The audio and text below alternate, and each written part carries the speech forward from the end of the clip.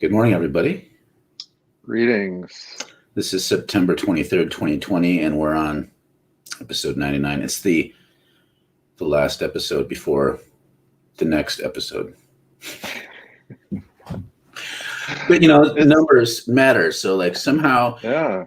I think between this episode and when we come back in about a week, the world will be a different place. Yeah. Well, given how things are going, it's quite possible. It's not a hard thing to say. It's kind of hard to believe. 99 episodes. I mean, I just where did the time go, Mark? Where did it go? I've been sitting indoors a lot. Yeah. It's weird because we started doing this with some intentionality, but it was also a little bit like, hey, let's start doing this thing and see what happens. Right. And it wasn't that long ago. And we think about each episode, but there's some casualness to it. So the idea that we're somehow 99 episodes later seems like, wow, this is like finding out you've been married for 25 years. Where did all the time go? Yeah. Okay. So I'm Daniel Wolper. I direct MICA, the Minnesota Institute of Contemplation and Healing. And I'm Mark Van Steenwyk. I direct the Center for Prophetic Imagination. And today we're talking about some overlapping things, mostly. So just to lay out some of the things that we're going to talk about, how, in my mind, at least, they connect. So we have wildfires, which are horrible, right? Mm-hmm. And if you tend to be left of center, you tend to think, well, this happens because of climate change. But apparently, if you're right of center, it's antifa starts fires. So this is a conspiracy theory that is like, no one with any legitimacy believes this, but it's getting a lot of traction. Meanwhile, we have this increase, so you have militants driving around looking for antifa fire starters in Oregon.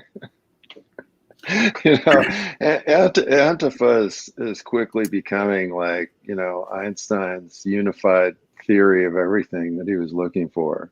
Yes. No matter what, it's Antifa. Good, bad, indifferent. It's just Antifa is maybe the God particle in physics. It just glues everything together. Yeah. Even as it doesn't even really exist at all.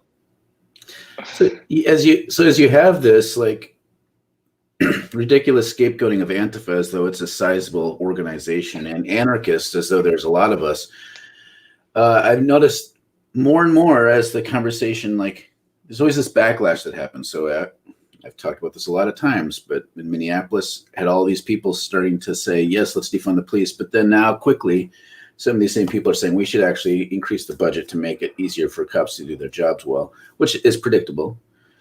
And so suddenly these people who were on the front edge of pushing against police brutality, I'm seeing more and more of the middle saying, you know what, these leftists that are still agitating, they're making things worse for us.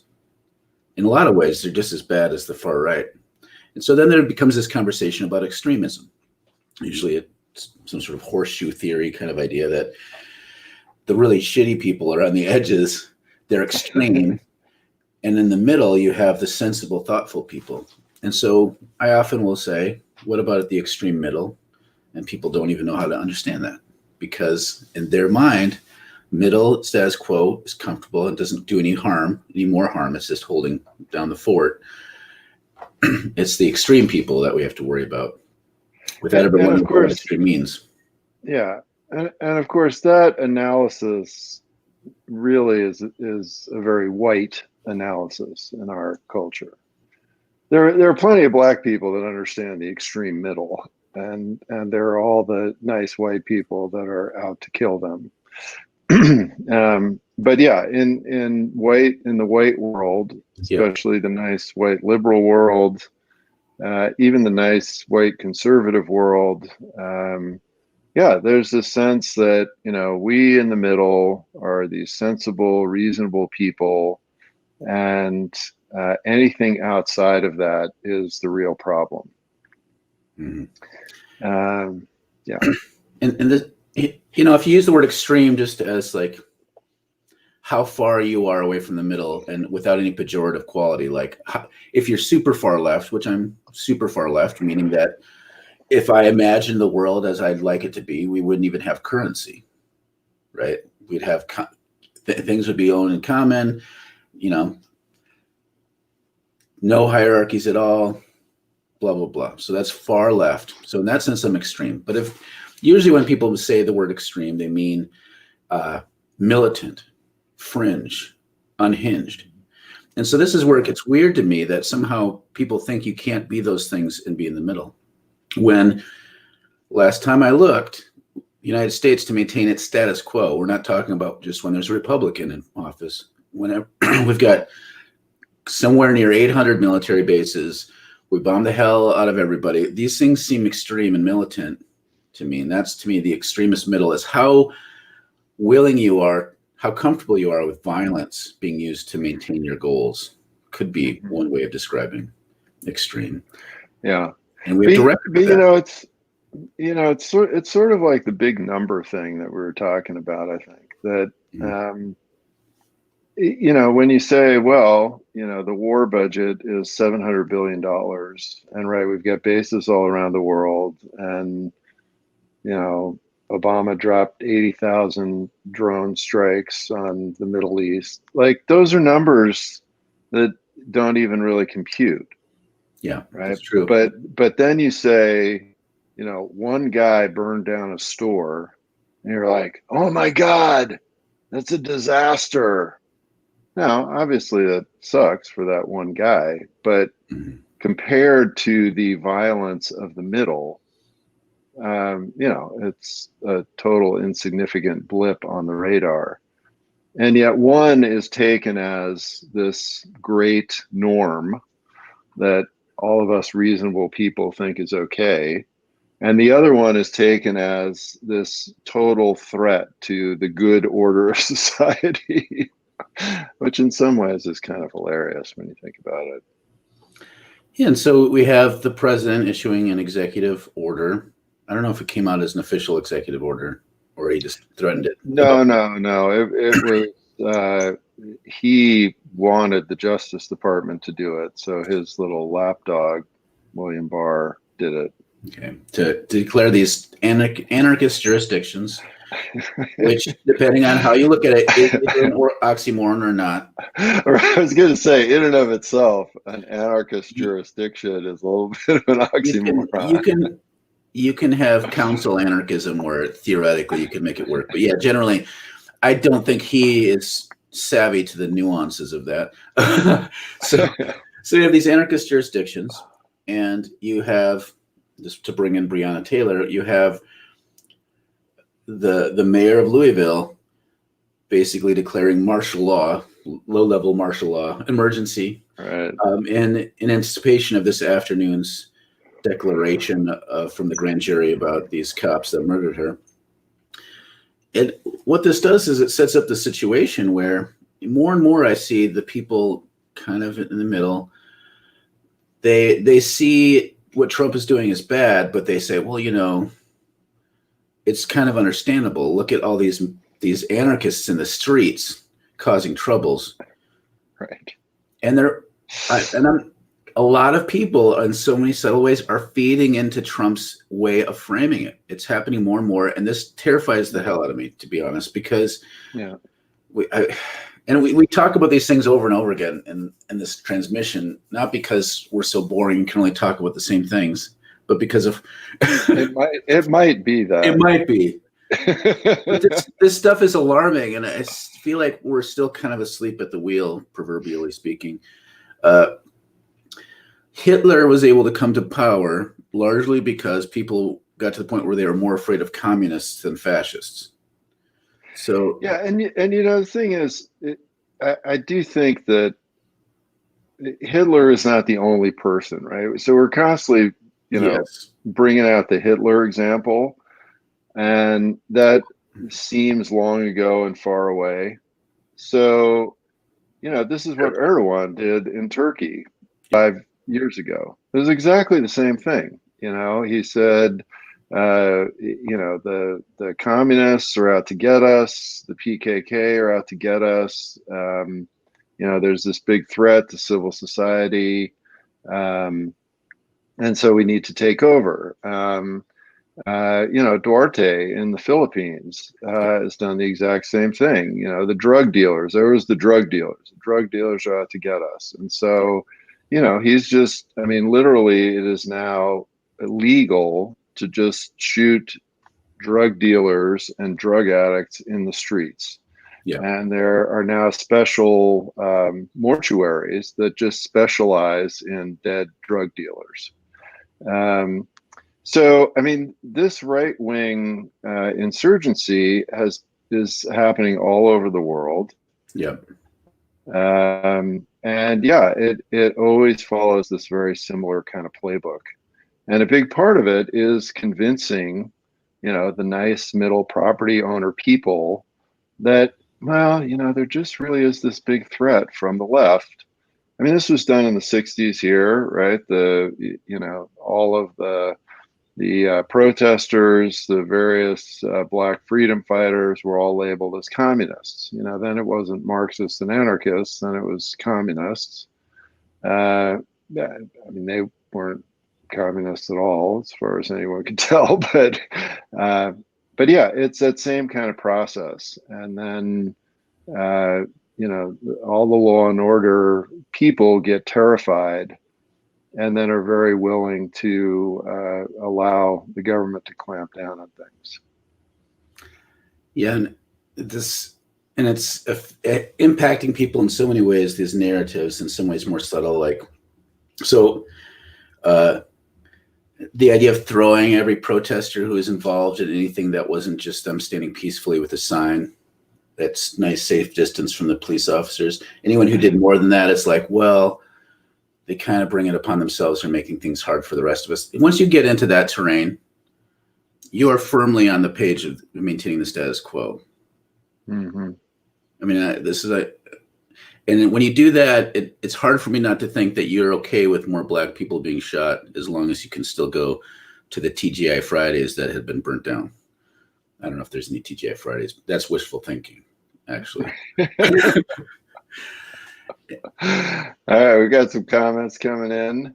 And, thanks for being the first one, maybe the only one, to get that this title of this episode is named after the Billy Joel song, "We Didn't Start the Fire." Yep. CK writes, Jason is here. Jason is the subcommandante leader of the Antifa, just for those who don't know. I don't remember how I stumbled across these sessions, but I really appreciate them. Thank you. Thank you. I'm glad that some of you have been watching for a long time, and that feels good. I know. We've been through this together. Mark writes, "We live under a system that holds property as something holy, while human life is expendable." Mm-hmm. Yeah. Fortunately, that's true. Ray writes, "Minneapolis didn't get labeled as an anarchist jurisdiction. Do better." Yeah, I know, and and we mentioned this, I think, yesterday or the day before. Yeah. How it's very interesting that the 3 cities that got labeled as anarchist jurisdictions are in states that pretty much are blue states in the election, and that that Minneapolis, which has had way more property destruction and kind of uprisings than any other place, but is in a state that Trump is trying to turn red, did not get labeled. So one has to be at least a little cynical about which places got designated as anarchist jurisdictions. Yeah, Kathleen has said that Kansas City is not an official anarchist city. I know. You guys have got to step it up there, Kathleen. Mark writes, "To be fair, Wall Street is a den of anarcho-capitalists. Sadly, that is the only flavor of anarchism which is acceptable in our system."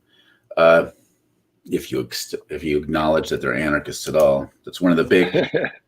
For people who love to know about how anarchists fight amongst each other, like, all anarchists tend to like hating on these groups of people who call themselves anarcho-capitalists, because that's an oxymoron, to be honest. But yeah, I mean, Mark, could you guys say more about that? I mean, so anarchism like anarchism, besides being, it's used by people to sound scary and destructive, but like if you're a self-described anarchist, you're against hierarchies that are baked in, Right.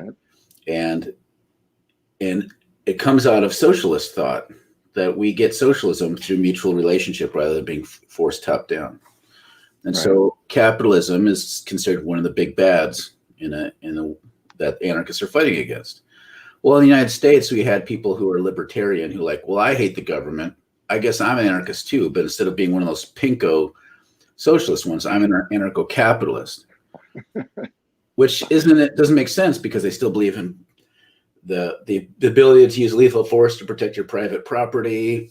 They believe any hierarchy is good as long as it's entered into willingly. So if you're like a sweatshop owner, that's okay because they don't have to work there. Like that kind of way of thinking is just so foreign to anyone else who's an anarchist. And there's this big resentment out there. Like, how dare you take our word anarchism and apply it towards your exactly opposite ideology? So now we're going to get lumped in together. That's kind of where the argument goes. So Marxist capitalism, in effect, seeks to supplant government control with corporate control. Yes. Yeah. Yeah. Well, and I do think that in America, and this is something kind of fascinating that's going on, right? That distinguishing between this libertarian strain of things and the evil anarchism that the government is trying to push on us, because again, in its, I want to say, sort of good form or pure form, the idea of anarchism is that there is not only a great deal of individual responsibility, but also a great deal of mutual responsibility. That's right. And in libertarianism, it's just the individual. It's all about just me. I'm out for myself. And so yeah, in a lot of ways, like hedge fund managers are sort of the ultimate libertarians. I mean, they don't give a shit about anything except making tons and tons of money. They don't care whether companies do well, whether they do badly, whether the stock market goes up, whether it goes down. It's just, did I bet the right way? And so there is an anarchism to that, in that you really do not care about any sort of cohesive structure, but it's not an anarchism related to the political philosophy of anarchism. It's more like this libertarian chaos. And really, what's the groups that are actually dangerous in this country right now are these libertarian, right-wing militias who basically say, yeah, we want to be able to do whatever we want, and we've got lots of guns to be able to promote that. And of course, the people in our government right now are supporting those folks. So Yep. I mean, the whole thing is, if it wasn't so terrifying and weird, if we weren't living here, there would be kind of this sort of humorous irony to the whole thing.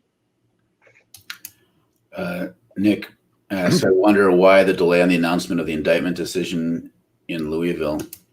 I mean, I'm assuming it's because people aren't going to be happy and they needed to delay so that they could get the police, get the fences up.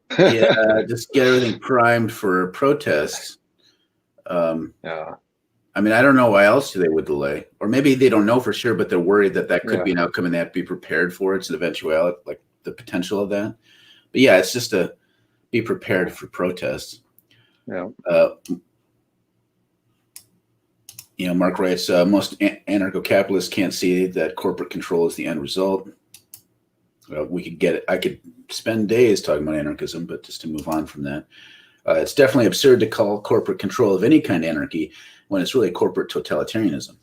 This is part of the this is part of the problem that Americans have in our imaginations, is we separate politics from economics and think of politics as a bad thing that you shouldn't even talk about at Thanksgiving, but that economics is just the natural state of things. It's neutral. which Well, is just capitalist economics is just the state of things. yeah, that's what they think. Like capitalism, this is just what happens when people get to make decisions for themselves. Right. We actually believe that crap, which is just so not true. Yeah. Um, Yeah. yeah. Yeah. I mean, I think Americans view capitalism kind of like one of the things that God did in the first 6 days of creation. It's like God made the creepy crawling things of the earth, and then God made capitalism, and then God made plants. Sort of like that. It's one of those things. Just part of the created order. Yeah, we just think it's transactions, like it's just the next step of bartering, and that it only gets bad when the government steps in. Right. Without ever realizing, in order for you to have private property rights, that has to be recognized by like owning property, like a plot of land in perpetuity, is already government intervention. And then being able to call the cops to defend it is the most base kind of, it's the most sacred thing in this country, and it's the root of all kinds of evil. Yeah, we could talk about the doctrine of discovery and how it's just a holdover from all kinds of ways of being able to just claim land and say it's mine forever. How bizarre that is, but we just don't even think about that part of it. No. Heather's up next there. Greed is never an attractive label. Yeah. I don't know. It's not. Daniel writes, here in Denver, we talked about this the other day, several protest leaders, BLM and others, were charged with kidnapping because the crowd surrounded the Aurora police station, and so the cops couldn't go home on time. Very COINTELPRO, like this type of targeting by the state. Yeah. That it's ridiculous. Yeah. Yeah, no, and Daniel, we did a whole episode on this last Friday. And yeah, I mean, it's really bad. And and then the really interesting thing about Colorado, so it goes even deeper in terms of this kind of state control. So in Colorado, they do not have to even have a bail hearing for a week. And so basically, they've been able to keep a number of these people in jail for a week, even though groups had raised money to pay for their bail.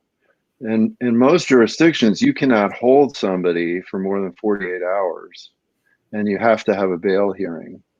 and so like that's one of the laws that some of these activists are trying to get changed, because basically you're allowed to hold somebody for a long time in prison. All right. It's here. Living in Oregon, Trump may be a significant source of the antifa boogeyman mentality, but we must recognize that law enforcement, pretty much at all levels, buy into and enforces this idea. Our local police and sheriffs speak routinely of busloads of antifa visiting our town, coming to burn our giant American flag, etc. Additionally, our law enforcement are regularly relational with the 3%ers and the far-right militia groups. It is no longer safe in my small town to openly identify as anarchist. Yeah, and this is absolutely true. And in fact, the Aurora interim police chief, when she was explaining to the city council why they gassed people with violins, including small children, said, oh, well, we were in contact with police from all over the country, and they were telling us that Antifa was coming, and we had intelligence that Antifa was there. And she showed these photographs of like people with bicycle helmets on, and of course half the crowd had biked to the protest. And then they said, well, yes, and there were people there who were going to assist the protesters. And the one obviously far right-wing city council member said, oh, so what you're saying, I mean, this is a direct quote. I watched this whole thing. This guy was unbelievable. He said, so what you're saying is they had a combat medical station ready for when they attacked the police department. And she's like, yes, that's true. That was the intelligence that we had. It was all complete bullshit. It was, but we've seen this consistently. I mean, we saw this in Minneapolis. We've seen this everywhere. Is that, yeah? I mean, this becomes the narrative that all of these police and departments buy into. And again, in terms of this radical middle thing, the problem is that the extreme middle, all of these white folks have grown up with and assume that the police and the state are on their side. And so it's just so easy, and this is this formation thing we keep talking about. It's so easy then to just fall into this narrative. Because it's like, well, the cops are on our side, the state is on our side, they don't lie to us. So this is what they're telling us. So this must be true. Right? And there's no critical thinking skills coming out of any of that. No, and so that, like, while in the thick of things happening here with the protests after George Floyd's murder, I was seeing articles. We were seeing articles come out from all the major press about what's happening, and their sources were the police. Like, this is a bizarre thing. So even talking about a free press, like we talked about, was it yesterday? Yeah. Look, all these institutions that are establishment, like, all know each other. And so when, the Pioneer Press or the Star Tribune needs a quote about what kind of threat the police are facing, they call the police, and then they just write down as though it's official. Right. It's the Next Door app, as a series called Snitch Door app. Door. That's the one. That's our leading contender. Yeah, so if anyone's got something better, send an idea for the Next Door app. They're like, again, this is a private company that's trying to monetize our relationships as neighbors. The only official things that come out are from law enforcement, or the mayor's office will announce these things. And so this, as an anarchist, like, I see this as like, oh, this is the collusion of powerful people.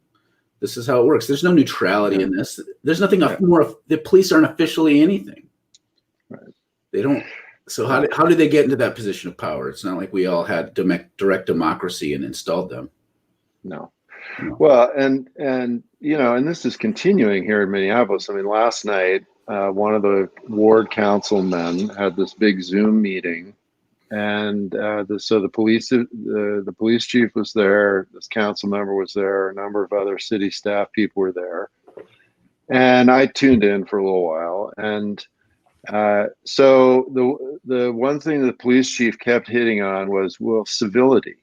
There's no civility right now. We have to be nice and civil, and it was kind of like, oh, the poor policemen, people are being mean to them, and we just have to be civil and all calm down. And then, yes, we can talk about reform. And then the council member, and so I was commenting on, pushing back on all this on the little Zoom chat. The council member said, oh, one of the really great things during the protests was how the neighborhoods all came together and all formed these groups. Well, the reason the neighborhood came together was because the state intentionally lied, scared the crap out of everybody, said that hordes of Antifa were coming to burn their neighborhoods down. Or even armies of white supremacists. Yeah, armies of white supremacists. They were both. I guess they were sharing rides to town or something. Yeah, no. Again, horseshoe theory. It's Right. these white supremacists and these anarchists in equal measure that are a threat to our lovely society.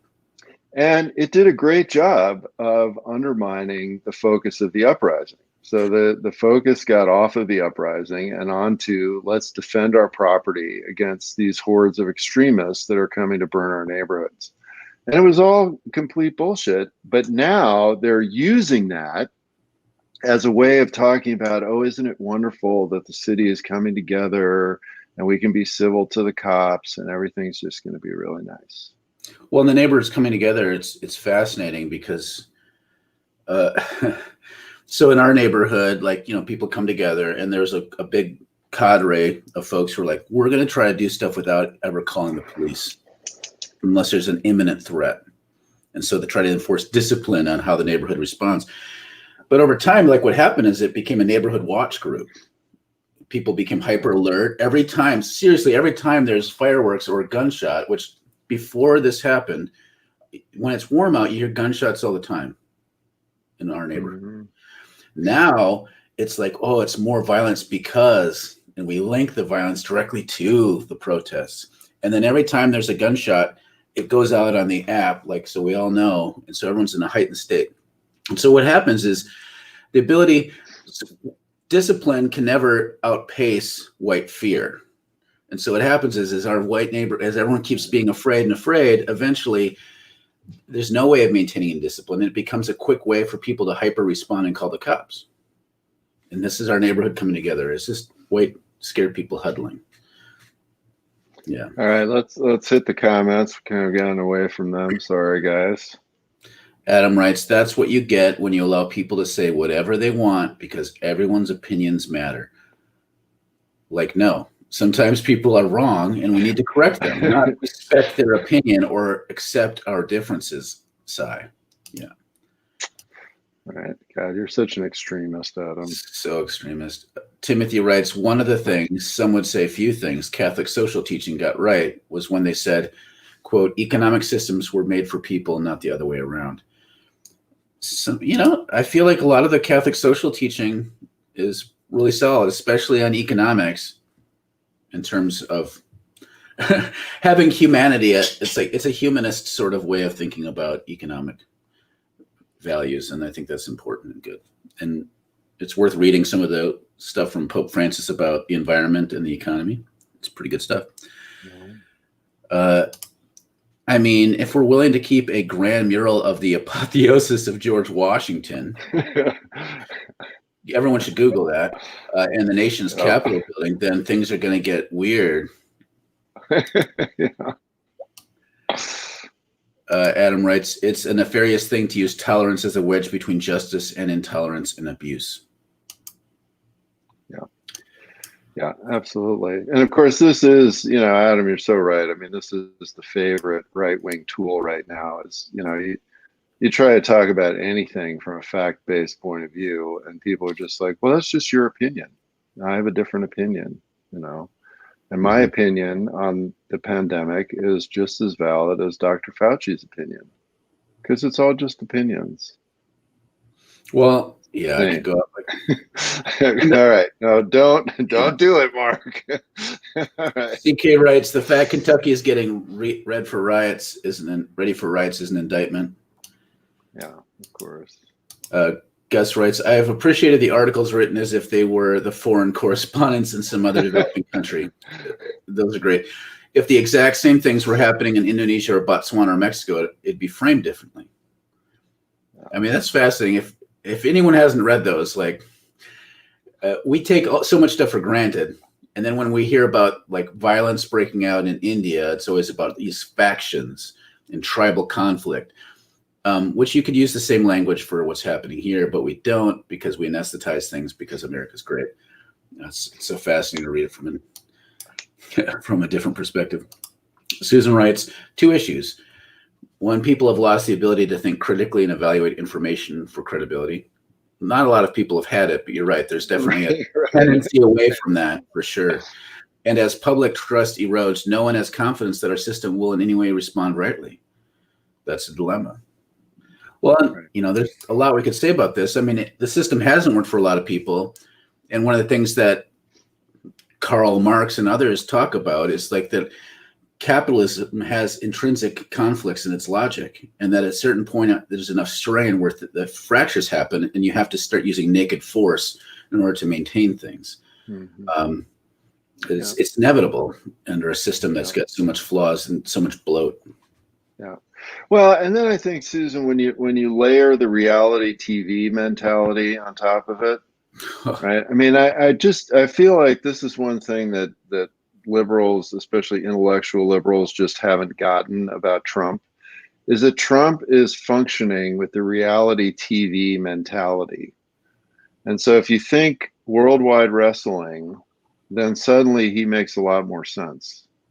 And in that world, right, there is no truth, there is no facts, there is no morality even. There's just chaos and entertainment, and the more extreme and crazy the better. and everybody's got a weird name, and everybody insults each other, and people just hit each other with chairs. And yeah, I mean, if that's then suddenly the way you're trying to run your society, there are a lot of problems with that. But it is, going back to the anarcho-capitalists, it's actually a great cover for that whole realm of people, because now the super corporate titans just really can do whatever the heck they want, because everybody's distracted by all the nonsense. No, and that's part of the brilliance of this moment. Like it's almost premeditated that the people who consistently get to thrive in social turmoil, especially as it goes farther right, are the powerful corporatists. Because then, like now, it's like why Biden is somehow so palatable to so many people is because he's so much better than the alternative. Well, Biden still represents corporate interests. Corporations, if Trump's in power, will still have a lot of money, and they will if Biden's in power. So they get to win no matter what. The only thing they really are afraid of is a left insurgency, which is why leftists are always, it's amplified how bad, like we have to downplay fascism in our country as though, and call it alt-right, because we don't want to just call people racist to their face, but we can be as caustic as we want about the far left, generally speaking. I mean, depends on where you live. Tom writes, inaccuracy in reporting, gunshots as fear, natural responses, just opinions or feelings. You guys are awesome. Thank you. I tend to think we're okay. Adam writes, when everything is an opinion, nothing's real. When nothing's real, it doesn't matter what you do or say, and there is no accountability, no checks and balances. Right. Yeah, exactly. Taught high school, combating reality TV much. Yeah. I mean, it's amazing. This is all part of our formation. Yeah. Adam writes, what did you say? Almost by the Well, I do think there are some people that design this stuff, but I think sometimes things get out from under us. Like, I don't know if you could have horrible systems without individuals intentionally planning it, because systems are complex. I just want to point out the complexity of that. Yeah, and the systems have a life of their own, and they absolutely do sort of mobilize resources, energy, people to serve their needs. And I think we're seeing that very, very clearly. I mean, a lot of people are talking about how hard things are right now. A lot of people have made a ton of money over the last 6 months. Oh my God, yeah. A ton of money. And not just the top 5 or 6 people. No. Like lots and lots of people have made a ton of money over this period of time. And that's something that is not reported on the news or spent a lot of time analyzing. And that is intentional, right? Yeah. They don't want people to be distracted by that or thinking about that. I mean, once you're rich enough, then you can enter into the kind of gamesmanship of it all. Yeah. Exploit the markets, which is something that most of us just can't do. So why we're screwed and they're not. Yeah. So, all right. Well, keep your eye out for what happens this afternoon in Louisville. And we are going to be off until Friday, October 2nd, when it will be episode 100. And we're looking forward to whatever great party you guys have planned for us. Yeah. Just a final word from Adam. We'll put these in, but no more. Adam writes, definitely some things aren't a huge evil plot, even though there are plenty of those. This comes back to the idea of the banality of evil. Yeah, I think that's right. Timothy writes, with all the other noise generated by Trump, we can forget how much he has done for the 1%. 1.9 trillion tax giveaway in 2017, radical environmental, consumer, and labor rights deregulations of corporations, and raking off almost half of the $2 trillion CARES Act. Yeah. And Gus is worried, well, we're gone. Who will protect us from the robot birds? I think nobody. I think you're all ready to stand in your own to battle fight. Antifa will take care of the robot birds. Yes. Or hack them and take them over. All right. See y'all.